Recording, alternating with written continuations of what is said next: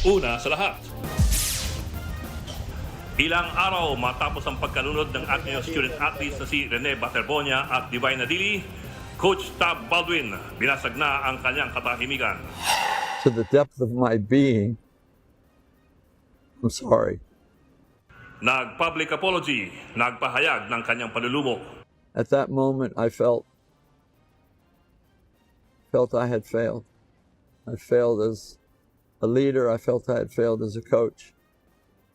I certainly felt like I had failed as a friend to Divine and Renee. Ang buong detalye kung dahil pahayag na yan ni Coach Tab, abangan. Magandang gabi, Pilipinas. Sa Frontline tonight. Resort sa Aurora kung saan nag-check-in ang Ateneo basketball team pansamantalang pinasara. May-ari ng resort, iniit na pinaalam niya sa coaching staff ang peligro ng rip current. Vice President Sara Duterte ayaw daw sa people power pero hindi convinced dyan si Yusek Claire Castro. At hindi ko din gusto yon. Hindi ko gusto agawin yung posisyon ni Bongbong Marcos. Iba yung sinasabi mo, iba yung ginagawa mo. Magpe-pretend ka mabait ngayon, tapos susunod magagalit ka ulit.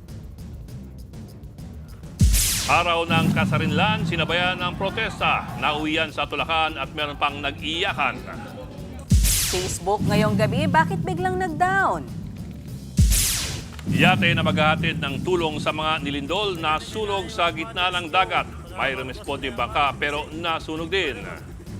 At matapos iwagayway ang Watawa at P-Pop Kings SB19 may pasilip sa kanilang bagong project.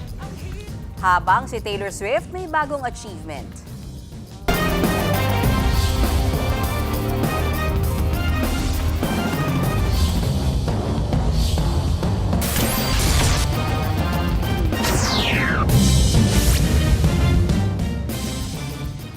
Nag-sorry si Ateneo Coach Tab Baldwin kaugnay po ng pagkalunod ng Ateneo athletes na si Rene Baterbonia at Divine Nadili. Ayon kay Coach Tab, ginawa nila ang lahat pero nabigo silang iligtas sa mga manlalaro. Nasa frontline, ang balitang yan, Simon Gualvez. To the depth of my being, I'm sorry. Nagsalita na si Ateneo Men's Basketball Team Head Coach Tab Baldwin ilang araw matapos malunod sa team building ang dalawa niyang student athlete na sina Rene Baterbonia at Divine Nadili. Yes, as a coach, I lost my boys too. Never again would I be able to help them develop into the basketball player they wanted to be. Ayon kay Baldwin, masakit para sa kanya na hindi nailigtas ang dalawang player. As a coach, I'm entrusted by you, the parents and the families, with first and foremost their well-being. And in this, I feel I failed. And I'm sorry. Did everything they could to ensure that everybody arrived back on shore safely. And then we realized that we hadn't accomplished that. Higit lalo ro niyang inisip ang mga magulang ng mga nasawing manlalaro. At that moment, I felt I had failed. I failed as a leader. I felt I had failed as a coach. I certainly felt like I had failed as a friend to Divine and Renee. And when later I faced the team to try to be a leader in that moment, I felt that I failed them too. I'm so deeply sorry. And I'm so deeply sorry to not just the families, but everybody that feels let down, somehow betrayed. Sa huli, may panawagan si Baldwin sa publiko. And I pray that we all find some pathway forward to come back to hope for the future, love for one another, and forgiveness for those of us who failed and tried so desperately hard to reach a better outcome. Una nang sinabi ng Ateneo na nakalib si Baldwin at sila ang humiling sa coach na wag na muna magsalita habang gumugulong ang investigasyon. Bago ang video statement, nagpakita rin kahapon si Baldwin sa candle lighting vigil sa Ateneo. Una nang ipinasabina ng PNP-CIDG si Baldwin at ang iba pang kasama noong mangyari ang insidente. Ipinapatawag din ng Department of Labor and Employment si Coach Tab kaugnay ng kanyang alien employment permit. Sa mga eksklusibong larawan na nakuha ng News 5, makikita ang mga manlalaro ng Ateneo Blue Eagles sa beachfront ng Hermanos Leisure Farm sa Dipakulaw, Aurora, umaga ng June 8. Masaya raw ang team at nagtatawanan pa. Sa kabila ng pansamantalang pagpapasara sa resort, muling iginiit ng may-ari na hindi sila nagkulang sa paalala. Yan po ay napag-usapan po namin ni Coach Tab Baldwin po. Since pumupunta po sila noong 2016, noong 2018 and 2019, palagi po namin pinag-uusapan po na may mga recurrence po dyan. Meron mga safe places na pwede mag-swimming, meron mga times na hindi pwedeng pumunta sa may dagat. Handa naman ang resort na makipagtulungan sa investigasyon. Sa ngayon, bantay sarado ng mga pulis ang baybayin sa Aurora at mayat-mayang pinapaalalahanan ang mga naliligo sa lugar kasunod ng trahedya. Meron pa rin kasi nagsuswimming sa parehong dagat na sakop ng Barangay Lipit kung saan nalunod ang 2 atleta. Karamihan sa kanila, puro turista. Kung titignan, tila kalmado naman yung dagat na may mangilan-ngilang alon dito sa bahagi ng Barangay Lipit sa bayan ng Dipakulaw. Pero sabi ng mga lokal o mga residente sa lugar, ibang usapan na raw yung sitwasyon sa ilalim nito dahil mayroong presensya ng mga rip current sa area. Kaya kung ang mga lokal o mga naninirahan mismo sa Aurora ang tatanungin, hindi raw sila basta-basta naliligo sa dagat. Itong area ito, hindi. Bakit? Natatakot kami dito kasi pang surfer itong lugar nito. Ibig sabihin, delikado para sa ordinaryong swimmer, turista. Dito drop agad yan eh. Tingnan mo, kulay blue and green agad ang malalim agad. Saka mas malakas ang exit current dito. Kaya sa kalsada pa lang, may ilang karatulan ng nakapaskil na nagpapaalala patungkol sa rip current at iba pang safety precaution. Yung pag naliligo ka, nakatayo ka lang, makikita mo paghugot ng alon, humuhukay na sa ilalim ng paa mo. Yung paa mo ang hihilain niyan pag mabubuwal ka. Pwede kang magpanik ka na. Sa ngayon, bukod sa Senado ay may naghain na rin ng resolusyon sa Kamara para imbestigahan ang pagkamatay ng 2 student athletes. Nagbabalita mula sa Frontline, Mon Gualvez, News 5. Inalala ng kanilang mga kaanak, kalaro at kaibigan kung paano naging inspirasyon at pag-asa sa kanila ang nasabing student athletes na si Rene Baterbonia at si Divine Adili. Nakiisa naman si VP Sara Duterte sa panawagang hustisya para sa kanila. Nasa Frontline ng balitang yan si Bril Montalvo. Umaga pa lang kanina, nakapila na sa labas ng Ateneo de Davao Senior High School ang mga taga-suporta, schoolmate at mga kaibigan ng student athlete na si Rene Bobet Baterbonia. Dito dinala ang kanyang labi mula Quezon City. Ilan sa kanila inalala kung gaano kabait na kuya si Bobet. Gusto ko lang po kasi makita yung idol ko na si Rene, tsaka nakikiramen lang po ko sa kanyang pamilya, tsaka po yung ugali niya na mabuti, tsaka magaling po siya sa basketball. Meron siyang ginasabi sa amin na keep going lang po, na wag kayong mapagod, mag-practice lang. Sakit po kasi tinuturing ko na po siyang kuya eh. Tapos ganun lang po, isa-isang iglap na wala lang po siya. Si Nanay Cristita Menil naman bumili pa ng mga bulaklak. Idol daw kasi ng kanyang apo si Bobet. Rene, magpadayon ka na lang sa imong panaw. Ay mo na lang subaybayan imong pamilya. I pray nga maabot yung ka kay Lord dito sa iyang gingharian. Maging ang dating coach ni Rene, labis ang pagkalungkot. Sobrang nasasad ako kasi nga iniisip ko kasi talaga yung parents ni Rene. Ang gusto lang talaga na malaman ng family ni Rene is yung mga persons accountable. Nakiisa naman si Vice President Sara Duterte sa panawagan ng hustisya para kay Bobet. Malaki ang pagkukulang ng paaralan sa pagbigay suporta sa pamilya. As a lawyer, actionable yung nangyari. Araw-araw magigising ka na wala na yung anak mo, pero dapat sila pagkatapos ng lahat ng kanilang kailangan gawin para magbigyan ng hustisya. May public viewing para bukas at sa linggo sa Christ the King Chapel sa Ateneo de Davao University mula alas 10 ng umaga hanggang alas 10 ng gabi. Sa Lunes, ibibiyahe ang labi ni Rene sa kanyang hometown sa Talacogon, Agusan del Sur. 8 araw siyang ibuburol doon bago ilibing sa June 24. Hustisya rin ang panawagan ng mga naulila ng isa pang nasawing Ateneo student athlete na si Divine Adili. Hinihintay na ang resulta ng kanyang autopsy.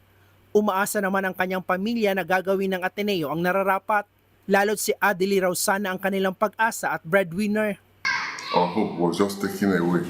It's very, very, very hard for the family. Every day they cry. After thinking of the promises he made to them, that as soon as he graduates from Ateneo University, he will help them a lot to go further in education. Pamilya rin ni Adely ang kanyang dahilan, kaya raw siya nakipagsapalaran sa Pilipinas ayon sa kanyang propesor. He was there to make his parents proud. He was there to help his family advance in their way of living. And that was his hope of being here, that perhaps studying here and having a thriving basketball career here would help one way or another his family there in Nigeria.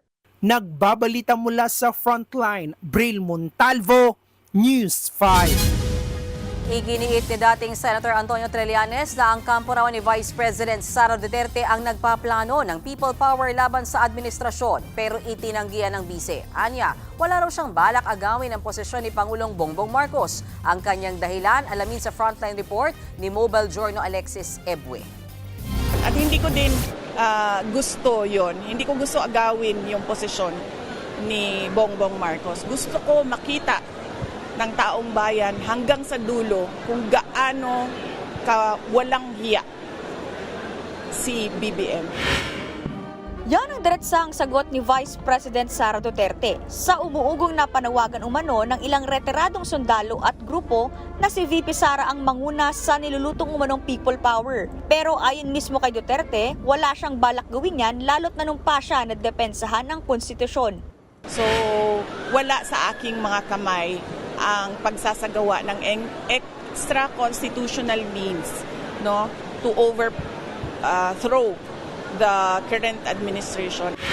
Sa kabila niyan, hindi pa rin tinantanan ng bise ang mga pasaring sa Administrasyong Marcos. Sa kanyang speech sa Independence Day celebration sa Davao City, muli niyang inakusahan ng Pangulo na magnanakaw ng kaban ng bayan. Ang kalayaan natin at ang soberanya natin, hindi siya nawawala sa mga foreign invaders lamang. Hindi siya sa pagsakop lamang ng mga foreign invaders. Nawawala din siya kapag yung mga matataas na opisyal ng ating pamahalaan, kasama na ang Pangulo, ay malasindikato sa pagnanakaw ng pera ng bayan. Ang mga pahayag ni VP Sara, taliwas sa naging akusasyon ni dating Senator Antonio Trillanes na kampo ng bise ang nagsusulong ng destabilisasyon sa Administrasyong Marcos. Ang aming impormasyon ay naghahanap sila ng political trigger, create a political impasse, then magmomobilize sila ng mga tao, tapos they're going to hope na may magwi-withdraw ng support sa AFP para install si Sara, patalsikin si President Marcos. Ganon yung template. Similar to what they did noong EDSA 2. Bumuelta naman ang palasyo, huwag magbait-baitan, huwag magpaka-plastic at huwag na raw magkunwari ang bise. Giit ni Palace Press Officer Claire Castro, kung ayaw raw mismo ni VP Sara sa destabilisasyon, ay siya mismo ang pipigil sa kanyang mga kaalyado. Pinaplano nyo nga yata. Ba't di ba, umpisa pa lang sa maisog, gusto niya nang paalisin ng Pangulo sa pwesto eh. Iba yung sinasabi mo, iba yung ginagawa mo. Pero every time na nagsasalita ka, nahuhuli ka. Nahuhuli yung kasinungalingang sinasabi. Kasi pa iba-iba. Magpe-pretend ka mabait ngayon, tapos susunod magagalit ka ulit. Unang umugong na may destabilisasyon laban sa Administrasyong Marcos matapos ang pahayag ni Senator Ping Lacson na may diskontento ng miyembro ng AFP. Sinundan pa yan ang impormasyong nakalap ng NBI na may mga manggugulo umano sa labas ng Malacanang ngayong araw ng kasarinlan. Una nang sinabi ng Malacanang na binabantay ng sinasabing banta. Nanindigan din ito na nanatiling buo at nagkakaisa ang hanay ng AFP. Sinugandahan naman ito mismo ni AFP Chief of Staff, General Romeo Bronner Jr. Pero ikinakalungkot daw niya na ginagamit ang kanyang larawan sa mga kumakalat na pag-uudyok sa mga Pilipino na sumama sa mga rally kontra administrasyon. May mga nag-text rin sa akin na nagtatanong kung totoo nga ba na bumaliktad na ang Armed Forces of the Philippines. Hindi po totoo yun. No? We remain to be a united, disciplined, and professional force. Nagbabalita mula sa Frontline, Alexis Ebue, News 5. Sinabayan ng kilos protesta ng iba't ibang grupo ang pagdiriwang ng Independence Day sa bansa. Nagkatulakan ng mga relista at mga pulis. Parang lamay naman ang ginawang protesta sa tapat ng Senado. Nasa Frontline na balitang yan, JC Cosigo. Pwersahang itinulak ng mga relihista ang mga harang na inilagay ng mga pulis sa kanto ng J. Bocobo Street at Calao Avenue sa Maynila. Kahit may razor wire na posibleng makasugat, hindi nagpatinag ang mga nagpoprotesta. Sa isang punto, hinila naman nila ang bahagi ng harang hanggang sa mapatumba nila ito.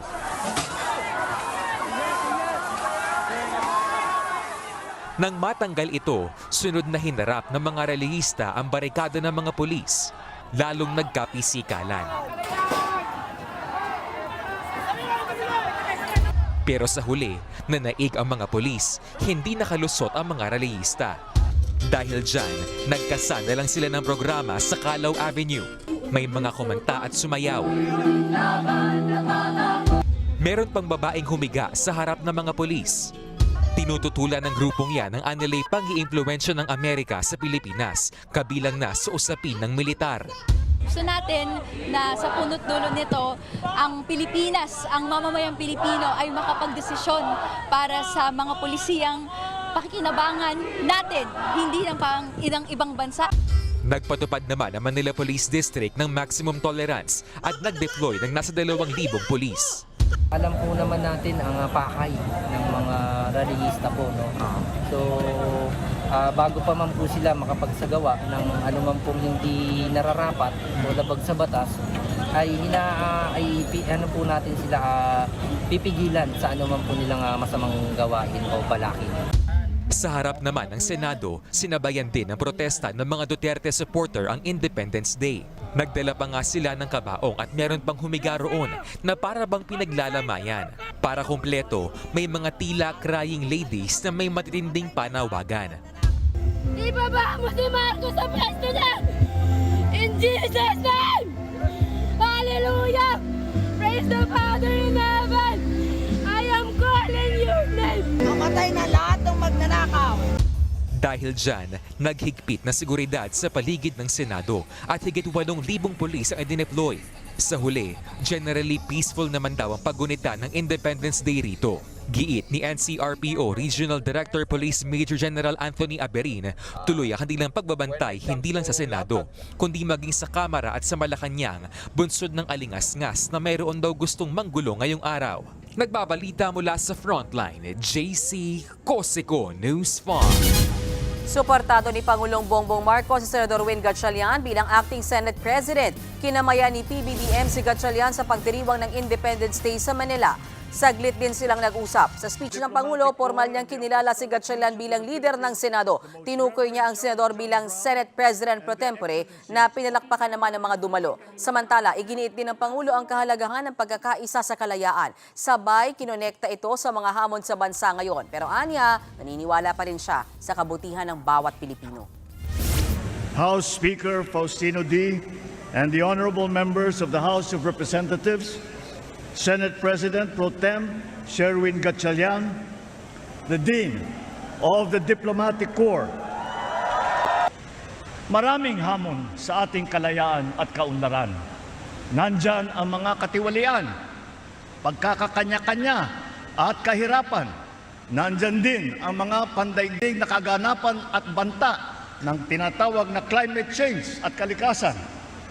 Ngunit sa kabila ng mga ito, nananatili ang aking paniniwala at pag-asa sa galing, sipag at kabutihan ng ating lahi, ng lahing Pilipino.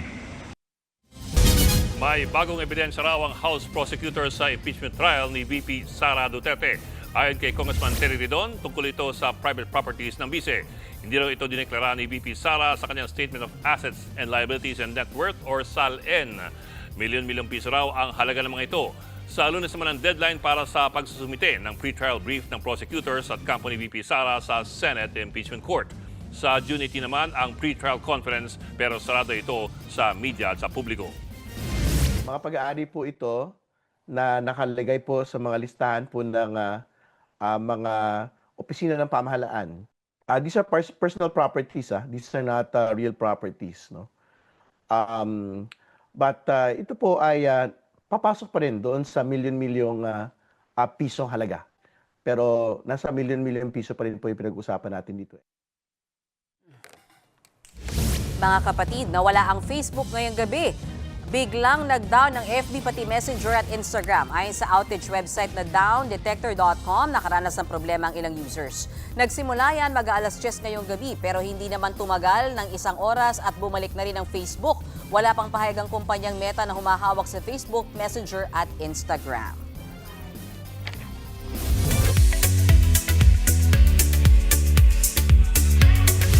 Showbiz tonight na tayo. Reunited sina Dabber Cats Riza May Dizon at Bimbi Aquino Yap. Maybe this time it'll be love and they'll find. Maybe now they can be more than just friends. She's back in his life and it Special guest si Bimbi sa birthday celebration ni Riza sa Eat Bulaga. Hinarana pa ni Bimbi si Riza. Ito ang nagsilbing reunion ng dalawa na nagkasama noong 2013 sa pelikulang My Little Bossing. Todo kilig naman sa studio nang magbigay ng mensahe si Bimbi kay Riza May. Si Bimbi may ibinunyag sa mga Dabber Cats tungkol kay Riza. Alam niyo mga Dabber Cats, technically, si Riza ang first kiss ko. Sana maibilik natin ang dati. Maybe this time. Our friendship dati, kung hindi man maging tayo, if we don't end up together, kailangan akong ninong sa kasal niya. More Friday Chika sa aking pagbabalik. Susunod, babaeng senior citizen pinuntirya ng mga hold-upper pero ang biktima pumalag. At maghahatid sana ng relief goods sa mga biktima ng lindol na sunog. Magbabalik pa ang Frontline Tonight.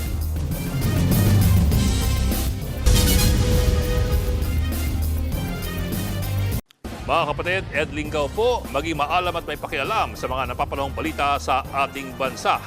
Para sa mas malilimang pagtalakay at paghimay sa mga issue at headlines, mag-follow at mag-subscribe sa social media pages ng News 5.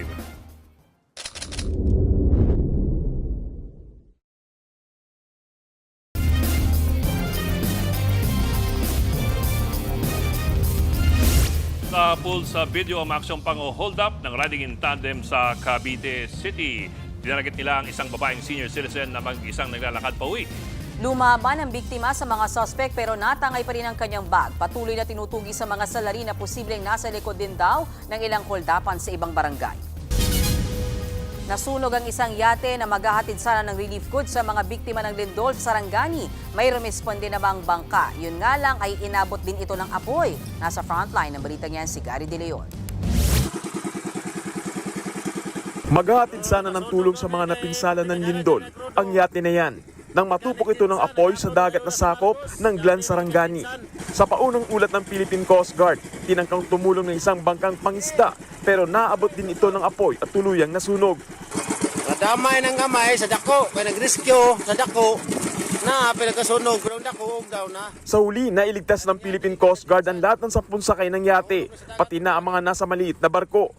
Papunta sana ang yate sa Barangay Margus sa bayan ng Glan Sarangani na isa sa pinakanapuruan ng magnitude 7.8 na lindol. 3 araw na isolated ang barangay pero kahapon nabuksan na muli ang mga kalsada roon. Bagamat may mga tulong nang nakarating, wala pa ring supply ng kuryente at tubig sa Glan. Kulang din ang krudo para sa clearing operation. As of now, we have 20 casualties pero marami pa akong casualties na yung natabunan ng landslide. So hindi pa namin naumpisahan ma-retrieve.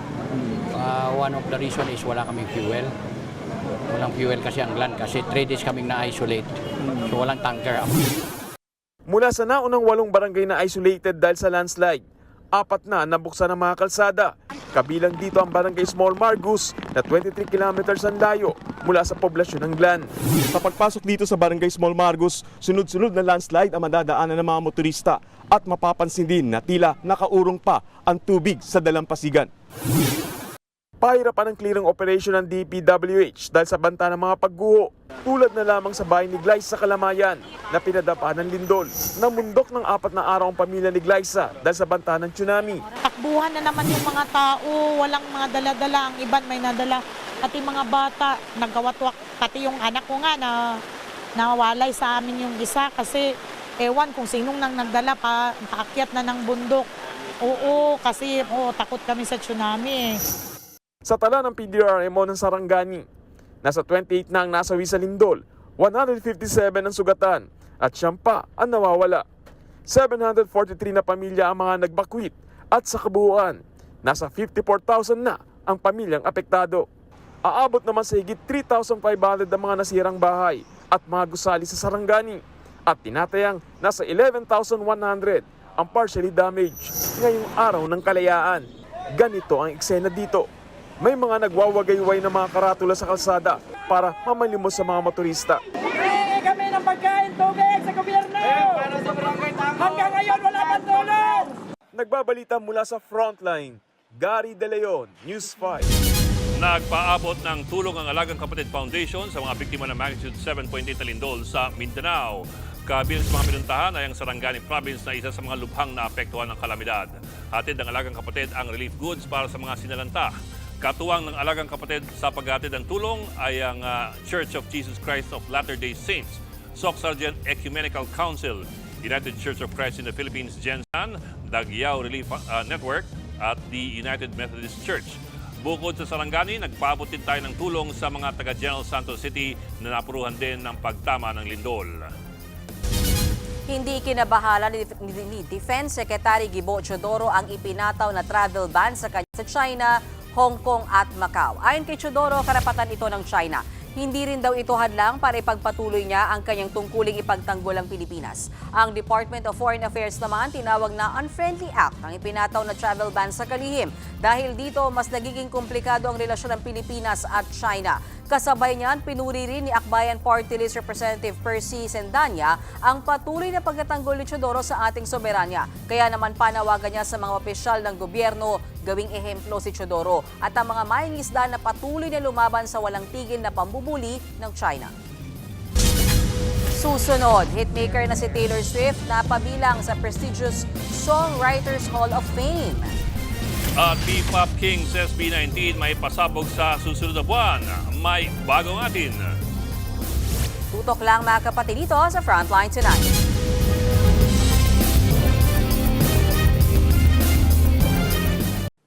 Mga kapatid, Mean Los Baños po, huwag magpahuli sa mga balita at impormasyong dapat ninyong malaman. Para sa mas malawak na balitaan at diskusyon, mag-follow at mag-subscribe na sa social media pages ng News 5.